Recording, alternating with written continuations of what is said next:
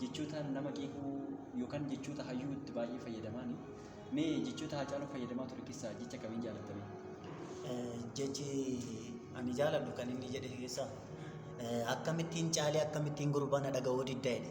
Caalii sanyii dhiiraa caalii sanyii guddaa kan dur lammiin kee ajjeesee dibatee dhufeen arraabne gafarsan gaditti sawwatti lakkaa'e yeroo argatu raadiyoon see qawwee si agaa'e hammam lammii kee walii galtee diddee mana gumaalitti almahaa kan jedhe tanatu natti tola.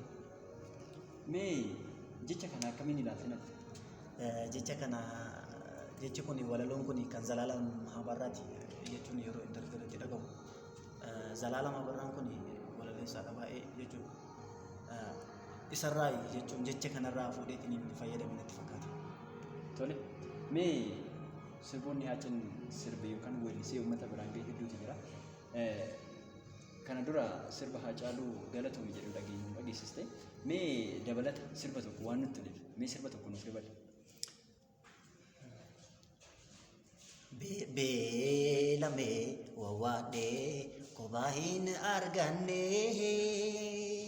imimmaan koroobdus daangaan isaan beekamne lafee maameladhee lafee na kirkirte